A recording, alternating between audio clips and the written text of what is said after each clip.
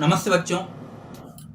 जैसा कि मैंने आपको बोला था कि बहुत जल्द हम लोग डीसी मशीन्स के भी लेक्चर्स आपको वीडियो हम लोग प्रोवाइड करने लगेंगे। तो आज वो दिन है और आज से हम लोग फर्स्टली मशीन का लेक्चर्स रिकॉर्ड करना हम लोग स्टार्ट कर दिए हैं और ये जब रिकॉर्ड हो रहा होगा उसके एक दो दिन बाद आपको ये मिलने भी लग जाएगा।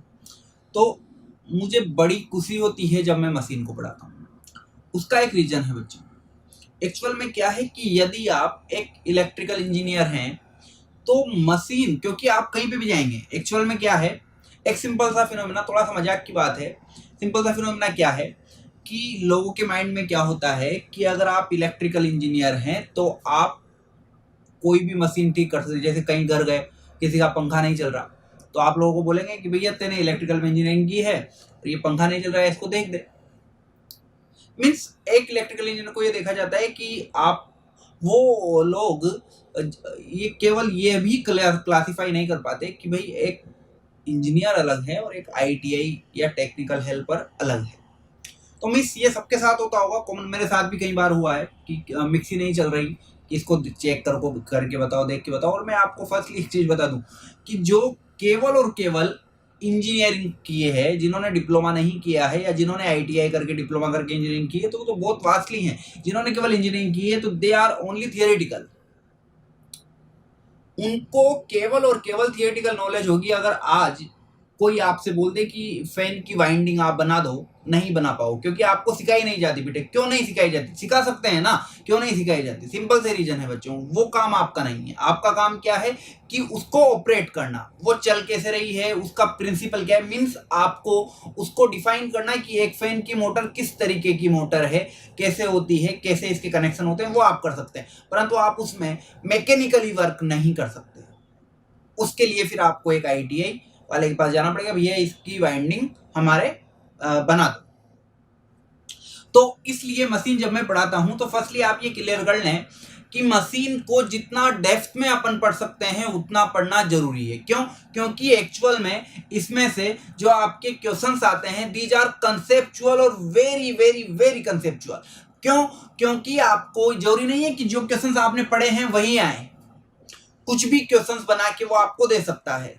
एक्चुअल में अगर आपके पेपर में जो भी एग्जामिनर है, जिन्होंने आपका पेपर बनाया है, उसको अगर आपके साथ खेलना है, खेलने का मतलब है कि आपको परेशान करना है, आपको दिखाना है कि भाई किस हिसाब से मशीन पढ़ी जाती है और कैसे क्वेश्चंस आ सकते हैं, तो वो कितने ही क्वेश्चंस को, एक ही क्वेश्चंस को कई तरीके से घुमा घुमा के आपसे पूछ सकता है कि इसमें ऐसा तो ऐसा या ये या। तो आपको वहां पर उन चीजों को रिलेट करना आना चाहिए, प्रॉपरली रिलेट करना आपको आना चाहिए। क्यों? क्योंकि मशीन में हर एक चीज एक दूसरे से क्या होगी, रिलेटेड होगी।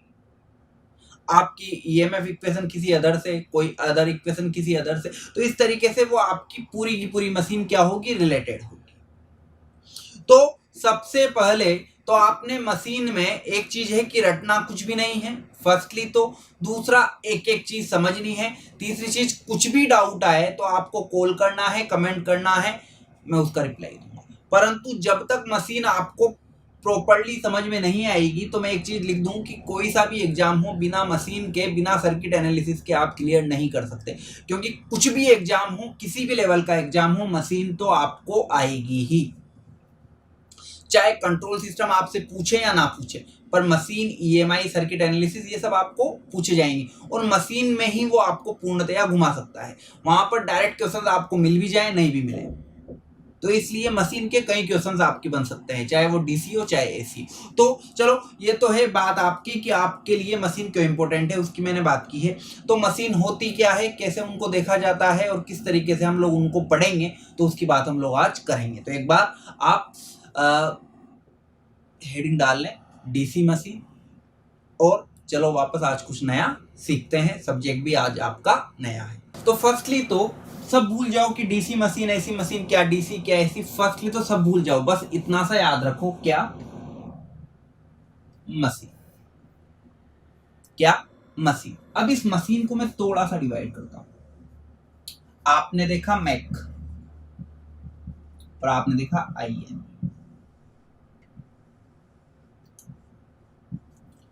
मैं थोड़ा सा सेमी सिमिलर सा लग रहा है, मीन्स ये क्या है मेरे बच्चों,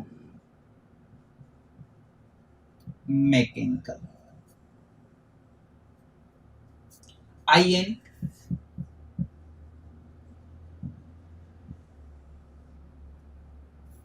इंजन, खत्म। यही आपकी क्या है मशीन, कि किसी भी मशीन को आपने देखा कि मैकेनिकल और इंजन, इंजन में ही आपका खुद का इंजीनियरिंग ही छुपा हुआ है, इंजीनियरिंग। तो मीन्स मैं इतनी सी बात बोल रहा हूं आपको मेरे बच्चों की एक्चुअल में मशीन है क्या। मशीन जब भी एक भी कोई भी मशीन की हम लोग बात करेंगे तो मशीन में कुछ ना कुछ मैकेनिकल होगा। अब मैकेनिकल कैसे होगा कि सर मैकेनिकल होता क्या है, फर्स्टली तो कि सर मैकेनिकल होता क्या है, इलेक्ट्रिकल होता क्या है, मैकेनिकल वर्क होता क्या है। तो फर्स्टली मैं आपको एक बात बताऊं, दो एग्जांपल देता हूं। सिंपल सा एग्जांपल है, आपके घर में पानी की मोटर है, बिल्कुल है, तो आप क्या करते हैं कि आपको पानी छत पर चढ़ाना है, वहां पर जो आपका टैंक है उसमें आपको फिल करना है। आप क्या करते हैं, नीचे से बटन पुश करते हैं, मोटर चलती है और पानी भर जाता है, सिंपल सी बात है। अब यदि किसी दिन आपकी घर पानी का पंप खराब हो गया और जरूरी है कि टंकी में पानी मुझे चढ़ाना है, तो आप क्या करेंगे, बाल्टी भरेंगे, एक एक बाल्टी लेके जाएंगे टंकी में पुल करके, फिर लेके जाएंगे, फिर टंकी में आप डालेंगे। तो क्या आप थकोगे नहीं, क्या आपकी एनर्जी लॉस नहीं होगी, क्या आप कहेंगे सर थकेंगे क्या, हम तो एक दो बाल्टी लेके जाएंगे, उसके बाद ठीक है भैया जैसा है बिना पानी के काम हम चला लेंगे, बिल्कुल सही है। तो 100 बात की एक बात ये है मेरे बच्चों की कोई भी आपकी मशीन है उसमें कुछ ना कुछ मैकेनिकल है। कैसे, मैंने आपको बोल दिया मैकेनिकल मतलब जो आपकी एनर्जी है, क्या आप में इलेक्ट्रिकल एनर्जी है, क्या आपको हाथ लगाने पर झटके लगते हैं क्या, नहीं, आप में कौन सी एनर्जी है, मैकेनिकल एनर्जी। अगर आप में मैकेनिकल एनर्जी है तो वो पानी की मोटर आपकी मैकेनिकल एनर्जी को ही तो सेव कर रही थी।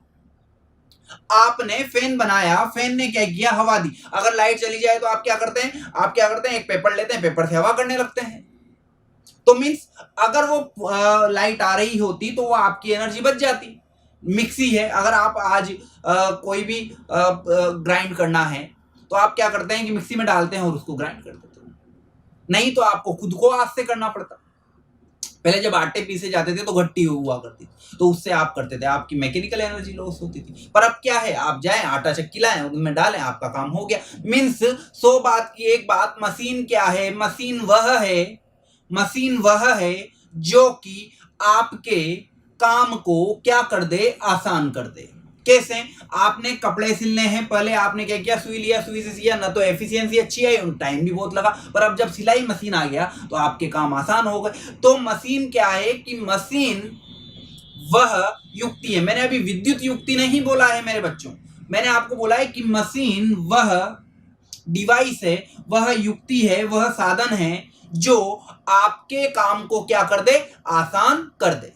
3 इडियट मूवी देखा होगा, उसमें मशीन को बहुत अच्छी तरीके से आमिर खान ने समझाया है, ठीक है, तो आपको समझ में ही आ गया होगा कि मशीन को किस तरीके से उसने समझाया है। तो वह भी एक मशीन है जो आमिर खान ने बताया था। हर एक चीज जो आपके काम को क्या कर दे, आसान कर दे, वो क्या है, मशीन है। अब दूसरी बात कि सर मशीन का रोटेट होना जरूरी है क्या, मशीन में कोई रोटेटिंग पार्ट होना जरूरी है क्या। अब या फिर मशीन में जरूरी है क्या कि कोई भी मशीन हो उसमें इलेक्ट्रिकल में दूं, क्या सिलाई मशीन को आप इलेक्ट्रिकली यूज करते हो, क्या नहीं करते, आप खुद चलाते हो और फिर यूज करते हो, बिल्कुल करते हो। ऐसे ही कई बार जूस पीने गए तो जूस की मशीन है वो हाथ से भी चलाता है, गन्ने की मशीन है वो हाथ से भी चलाता है। तो मीन्स जरूरी नहीं है कि हर मशीन में आप इलेक्ट्रिकल दें, जरूरी नहीं है, पर उस कंडीशन में आपको वर्क खुद करना पड़ेगा। अगर आपको आपका वर्क बचाना है तो इनपुट क्या दो, इलेक्ट्रिकल दो अगर मोटर है तो, और आउटपुट क्या है, इलेक्ट्रिकल है अगर जनरेटर है तो मीन्स 100 बात की एक बात क्या है मेरे बच्चों की कोई भी मशीन क्या होगी कि मशीन में कुछ ना कुछ मैकेनिकल वर्क होगा, या तो इनपुट के रूप में या आउटपुट के रूप में, या तो इनपुट के रूप में या फिर आउटपुट के रूप में।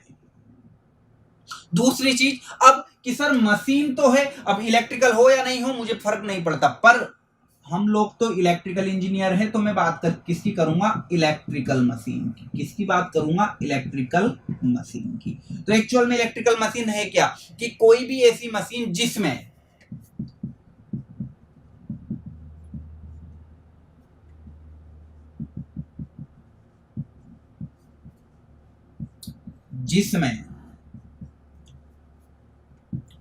इलेक्ट्रिकल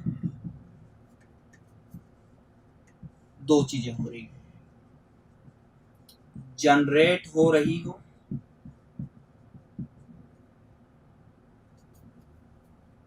या फिर बोलो, अगर जनरेट नहीं हो रही हो तो क्या हो रही हो, कंज्यूम हो रही हो,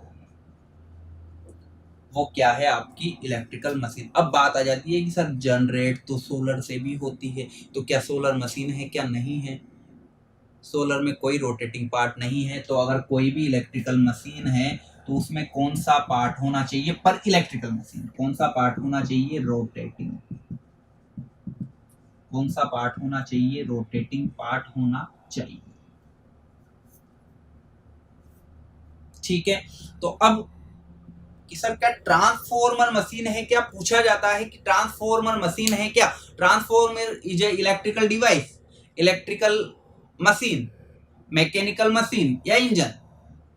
बताएं, क्या ट्रांसफॉर्मर में मैकेनिकल वर्क हो रहा है, क्या ट्रांसफॉर्मर आपका काम कर रहा है क्या, आप क्या ट्रांसफॉर्मर से ट्रांसफॉर्मर को हटा के आप वोल्टेज को कम या ज्यादा आप खुद कर सकते हैं क्या, नहीं। तो क्या वहां पर कुछ मैकेनिकल वर्क हो रहा है क्या, नहीं। तो याद रखें मेरे बच्चों, ट्रांसफॉर्मर मशीन नहीं है, हाँ उसके सिद्धांत पर बाकी मशीनें काम करती है। तो ट्रांसफॉर्मर एक क्या है, इलेक्ट्रिकल डिवाइस है, विद्युत युक्ति है, बट मशीन नहीं है। क्यों नहीं है, मशीन में MACH मीन्स मैकेनिकली वर्क होना चाहिए, चाहे जनरेट हो चाहे कंजप्शन हो। तो याद रखें, ट्रांसफॉर्मर मशीन नहीं है, पर सभी मशीनें ट्रांसफॉर्मर के सिद्धांत पर कार्य करती है, क्योंकि ट्रांसफॉर्मर का सिद्धांत क्या है आपका, इलेक्ट्रोमैग्नेटिक इंडक्शन। तो यहां पर अगली बात आती है कि मशीन है क्या, कि कोई भी ऐसी मशीन जिसमें इलेक्ट्रिकल या तो जनरेट हो, उत्पादन हो, या फिर क्या हो, उसका कंजप्शन हो, उपभोग हो, वो सब क्या है, मशीन हो। बस उसमें कौन सा पार्ट होना चाहिए, रोटेटिंग पार्ट होना चाहिए। वो क्या कहलाएगी, आपकी मशीन कहलाएगी। तो अब इलेक्ट्रिकल मशीन में भी दो पार्ट हो गए, कि या तो मैं डीसी दूं या फिर मैं एसी दूं। जब मैं डीसी दूंगा तो उनको मैं बोल देता हूं डीसी मशीन है, और जब मैं उनको एसी दे देता हूं तो उनको क्या बोल देता हूं, एसी मशीन। जब मैंने डीसी दिया और डीसी देकर मैं अगर पावर जनरेट कर रहा हूं, इलेक्ट्रिकल जनरेट कर रहा हूं, तो मैं उसको बोल देता हूं जनरेटर, परंतु कौन सा, डीसी जनरेटर। परंतु यदि उसी मशीन को डीसी देके मैं मैकेनिकल वर्क कर रहा हूं, मींस मेरा आउटपुट मैकेनिकल है और पावर का कंजप्शन हो रहा है, तो वो कौन सी, वो क्या है, मोटर है। और कौन सी मोटर, डीसी मोटर। इसी तरीके से जब आप एसी में आते हैं तो एसी में थोड़ी सी बात अलग हो जाती, क्यों, क्योंकि आपके डीसी में तो फेज होते ही नहीं है, वहां तो पॉजिटिव नेगेटिव होता है। परंतु जब आप एसी में बात करते हैं मेरे बच्चों, तो एसी में तो क्या होगा, सिंगल फेज भी होगा और क्या भी होगा, थ्री फेज भी होगा। जब सिंगल फेज होगा, जब थ्री फेज होगा, तो वापस मैंने एसी को दो पार्ट में क्लासिफाई किया, single phase and three phase. फिर जब मैंने सिंगल फेज लिया तो सिंगल फेज में हम लोगों ने इंडक्शन पढ़े, सिंक्रोनस पढ़े, ऐसे थ्री फेज में पढ़े, इंडक्शन पढ़े, सिंक्रोनस पढ़े। तो वहां पर हम लोगों ने वापस मशीन को, मोटर को, ऐसी मशीन को टू पार्ट में कर दिया, single phase and three phase. फिर हम लोगों ने उसमें मोटर भी पढ़ी, थ्री फेज भी पढ़ी, सिंगल फेज भी पढ़ी। हमने उसमें अल्टरनेटर भी पढ़ा, अल्टरनेटर सिंगल फेज भी पढ़ा, थ्री फेज भी पढ़ा, और उन सबको एक नाम दे दिया सिंक्रोनस। तो अल्टरनेटर और सिंक्रोनस मोटर को हमने जो उपकरण बनाया उसको मैंने बोल दिया सिंक्रोनस मशीन। तो वहां पर मशीन को मैंने टू पार्ट में डिवाइड कर दिया, induction machine and synchronous machine. Induction को वापस कर दिया AC and three, single phase and three phase. Synchronous को भी वापस टू पार्ट में कर दिया, single phase and three phase. Means आपका एसी में क्लासिफिकेशन बहुत ज्यादा हो जाएगा। क्यों, क्योंकि वहां पर फेज के आधार पर, इंडक्शन के आधार पर, सिंक्रोनाइजेशन के आधार पर आपके मशीनें क्या हो जाएगी, अलग अलग हो जाएगी। तो अब बात आती है कि सर ट्रांसफॉर्मर को किस श्रेणी में रखें। जाहिर सी बात है मेरे बच्चों, डीसी में तो नहीं रख सकते, क्यों नहीं रख सकते, वो सारी बात ट्रांसफॉर्मर में करेंगे। तो ट्रांसफॉर्मर होगा क्या एसी, क्योंकि आप बात करें ट्रांसफॉर्मर हमेशा वर्क करता है एसी पर, एसी पर, इस पर क्यों करता है वो आपको पता होना चाहिए, और वो बहुत जल्दी हम लोग जब ट्रांसफॉर्मर पढ़ेंगे तो बात करेंगे। तो ट्रांसफॉर्मर भी हो गया एसी, पर मैं उसको मशीन में नहीं रखता, पर पढ़ते मशीन में है, इसलिए मैं उसको भी लिखूंगा किसमें, एसी में, परंतु मशीन में नहीं, एसी डिवाइस में। ठीक है, तो वो आपकी ऐसी युक्ति। तो यहां पर मैं क्लासिफाई करूं और आपको वो चार्ट पता होना चाहिए कि भाई एसी मशीन में कितनी और डीसी मशीन में कितनी। तो सबसे पहले तो मैं बात करूंगा कहां से, आज केवल इंट्रोडक्शन है मेरे बच्चों, आज केवल आपको लिखना कुछ भी नहीं है, केवल ये चार्ट बनाना है, और फिर नेक्स्ट क्लास में हम लोग बात करेंगे कि डीसी मशीन में कहां से स्टार्ट हो। तो इलेक्ट्रिकल मशीन में हम लोग ने देखा 2 पार्ट। कौन सी मशीन मेरे बच्चों, डीसी मशीन, और कौन सी मशीन, एसी मशीन। बहुत अच्छे। जब डीसी मशीन में देखा तो डीसी मशीन में मैं आपको बोलूंगा क्या, जनरेटर, और मैं आपको बोलूंगा क्या, परंतु कौन सी, डीसी वाली। जब बात किया एसी में, तो एसी में मैंने बोल दिया इंडक्शन और सिंक्रोनस। इंडक्शन मोटर और सिंक्रोनस मशीन। इंडक्शन मोटर को वापस मैंने 2 पार्ट में पढ़ा, single phase induction motor and 3 phase induction motor. Synchronous machine को वापस 2 पार्ट में पढ़ा, सिंगल फेज ये भी होंगे, 3 फेज ये भी होंगे। तो सिंक्रोनस मशीन को 2 पार्ट में पढ़ा, अल्टरनेटर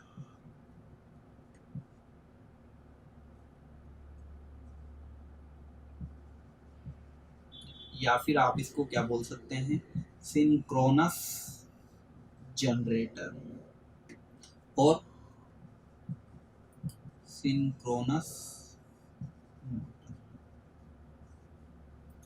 सिंक्रोनस मशीन को हिंदी में तुल्यकालिक मशीन, पर इतनी हिंदी वापस बोल रहा हूँ, ज्यादा हिंदी आपको नहीं यूज करनी है, ठीक है। टेक्निकल वर्ड्स आपको इंग्लिश में ही यूज करने हैं। अब किसा ट्रांसफॉर्मर को, तो ट्रांसफॉर्मर को मैं सेपरेटली कर देता हूँ, एसी डिवाइस में क्या है आपका एक और ट्रांसफॉर्मर। ट्रांसफॉर्मर भी 2 पार्ट होंगे, क्योंकि एसी पर काम करेंगे तो सिंगल फेज भी होंगे और 3 फेज भी होंगे।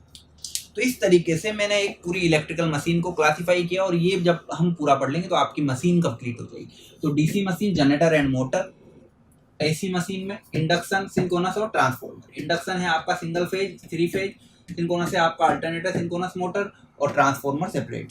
तो मैं जब आपको डीसी मशीन पढ़ाऊंगा तो उसी के साथ में आपको डीसी मशीन के बाद आपको पहले पढ़ाऊंगा ट्रांसफॉर्मर, क्योंकि ट्रांसफॉर्मर के सिद्धांत पर ही सारी एसी मशीनें क्या करेगी, वर्क करेगी। तो आपको ट्रांसफॉर्मर का सिद्धांत पता होना चाहिए, ट्रांसफॉर्मर क्या होता है वो पता होना चाहिए। तो कई बार बच्चे पूछते हैं सर डीसी मशीन में फिर हमको ट्रांसफॉर्मर क्यों पढ़ाया जाता है, क्योंकि मेरे बच्चों आपको डीसी के बाद एसी पढ़नी है ना, तो एसी पढ़नी है, तो एसी के पूरे सिद्धांत किसके ऊपर हैं, ट्रांसफॉर्मर के ऊपर। इसलिए डीसी जनरेटर मोटर के बाद आपको क्या पढ़ाया जाता है, ट्रांसफॉर्मर। क्यों, क्योंकि अगर आपको ट्रांसफॉर्मर के बेसिक प्रिंसिपल, ट्रांसफॉर्मर की वर्किंग, ट्रांसफॉर्मर की डायग्राम पता नहीं होंगे, कैसे उनको वर्क किया जाता है वो पता नहीं होगा, तो आप एसी मशीनें समझ नहीं पाएंगे। तो इसीलिए आपको डीसी मशीन के साथ क्या पढ़ाया जाता है, ट्रांसफॉर्मर पढ़ाया जाता है। समझे? तो ये है, आप इसका स्क्रीनशॉट लें, और आज डीसी मशीन में थोड़ी सी बातें करते हैं, तो एक बार आप इसका स्क्रीनशॉट लें। तो बात की बच्चों डीसी मशीन जो हम लोग स्टार्ट कर रहे हैं, तो डीसी मशीन के इंट्रोडक्शन में सबसे पहले तो एक सिंपल सा मैं डायग्राम बना रहा हूं, जो आपने कई बार देखा भी होगा। ये मैंने लिया जनरेटर। जनरेटर घरों में देखा होगा आपने, स्टार्ट करते हो, इनपुट क्या दिया, मैकेनिकल।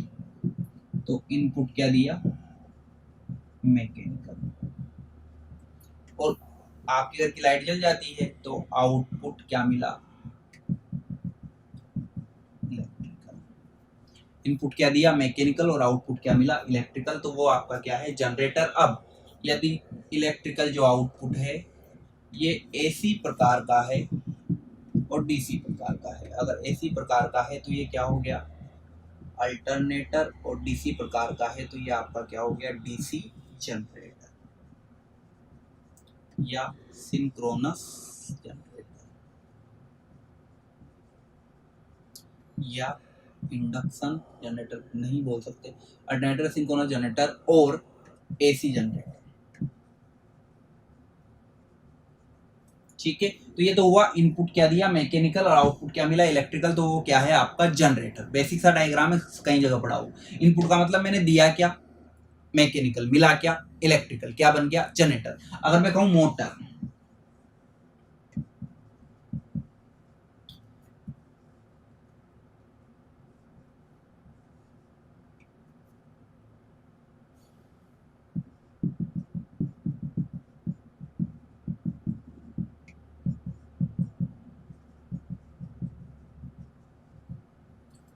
मोटर में इनपुट क्या देना है मुझे इलेक्ट्रिकल, और इलेक्ट्रिकल इनपुट देना है, तो इलेक्ट्रिकल कितने प्रकार का हुआ, दो प्रकार का। अगर इलेक्ट्रिकल दो प्रकार का हुआ तो या तो एसी की सप्लाई दूं या फिर डीसी की सप्लाई दूं। डीसी मतलब बैटरी, आप जो ट्रिम मशीन लेते हैं उनमें सेल डालते हैं, अगर सेल डालते हैं तो वो डीसी सप्लाई ले रहा है, तो वो डीसी मशीन है, डीसी मोटर है। और अगर आप उसको चार्ज कर रहे हैं तो वो आपकी क्या है एसी मोटर है। ठीक है, तो वो आपकी अगर डायरेक्ट चार्ज क्या कर रहे हैं, अगर आप उसको डायरेक्ट बोर्ड में लगा के सप्लाई से डायरेक्ट चला रहे हैं तो वो आपकी एसी वाली है। तो इलेक्ट्रिकल की दो हो गई, एसी इलेक्ट्रिकल और डीसी इलेक्ट्रिकल। अब मोटर तो काम तो कैसा करेगी, मैकेनिकली करेगी क्या, ये बताएं। मैकेनिकल वर्क भी एसी डीसी होगा क्या, नहीं। मैकेनिकल वर्क तो क्या होगा, मैकेनिकल वर्क तो वही है जो आपके काम को बचा रहा है। तो आउटपुट क्या है आपका मैकेनिकल, आउटपुट क्या है आपका मैकेनिकल, और इनपुट क्या है आपका इलेक्ट्रिकल। तो यदि इनपुट ये वाला है और आउटपुट ये वाला है, तो ये पूरा का पूरा ऊपर वाला पार्ट एसी इलेक्ट्रिकल देके इनपुट और मोटर का आउटपुट मैकेनिकल मिल रहा है, तो ये है आपकी एसी मोटर। कौन सी मोटर, एसी मोटर। और यदि डीसी सप्लाई देके आपको आउटपुट मिल रहा है मैकेनिकल, तो ये है आपकी डीसी मोटर। कौन सी मोटर, डीसी मोटर।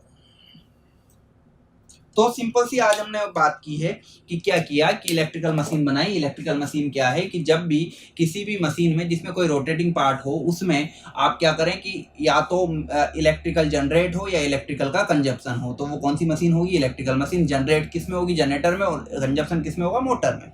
अगर मोटर है और जनरेटर है तो जनरेटर क्या है कि इनपुट यदि मैं किसी भी मशीन को, रोटेटिंग मशीन को इनपुट मैकेनिकल दूं और आउटपुट क्या मिले इलेक्ट्रिकल मिले, तो वो आपका क्या है जनरेटर। अब जनरेटर दो प्रकार का आउटपुट हो गया इलेक्ट्रिकल, या तो एसी या डीसी। एसी दिया तो अल्टरनेटर हो सकता है, सिंक्रोनस जनरेटर हो सकता है, एसी जनरेटर हो सकता है, या फिर नाम है इसके। ठीक है, और डीसी अगर दिया तो ये क्या होगा, डीसी जनरेटर। क्या होगा मेरे बच्चों, डीसी जनरेटर। देन मैंने बात किया कि अगर उसी में ही मैं इनपुट क्या दे दूं इलेक्ट्रिकल, और इलेक्ट्रिकल भी दो, या तो एसी दूं या डीसी दूं, तो आउटपुट तो मुझे क्या मिलेगा, मैकेनिकल मिलेगा। तो यदि एसी देने पर जो आउटपुट मिल रहा है वो एसी मोटर है, और डीसी देने पर जो आउटपुट मिल रहा है वो आपकी क्या है मेरे बच्चों, डीसी मोटर है।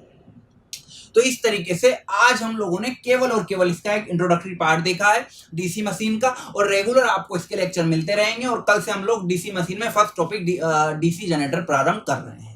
ठीक है, तो धन्यवाद, जय हिंद, जय भारत, राधे गोविंद मेरे बच्चों। निरंतर जुड़े रहिए और मशीन आपको बहुत अच्छे से समझ में आएगी, ये मेरा दावा है। परंतु आपको फर्स्ट लेक्चर से ही जुड़ना है, नहीं तो वापस आपकी दिक्कत क्या होगी कि सर वीडियो आप क्या कर रहे हैं, डिलीट कर रहे हैं। तो यदि आपने पढ़ना है फर्स्ट क्लास से तो रेगुलर एक एक क्लास से आप पढ़ना शुरू करें। अगर आप नहीं पढ़ते हैं तो जो हमारी टीम है उनको जो करना है, क्योंकि जो हमारे प्रोटोकॉल्स और हमारे जो भी रूल्स हैं उनके अकॉर्डिंग हम लोग थोड़े दिन में डिलीट करेंगे ही बच्चों, फिर वो आपको ऐप पर मिलेंगे। तो अगर आप पढ़ना चाहते हैं तो आप रेगुलर पढ़ें ताकि आपको डेली के डेली लेक्चर मिले। अब इनके जो क्वेश्चंस हैं आपको ऐप पर प्रीवियस ईयर के बहुत अच्छे अच्छे क्वेश्चंस आपको मिलने लग जाएंगे। ठीक है, तो धन्यवाद, जय हिंद, जय भारत, राधे गोविंद मेरे बच्चों। और शुभ शुरुआत की है हमने किसकी, डीसी मशीन की। धन्यवाद।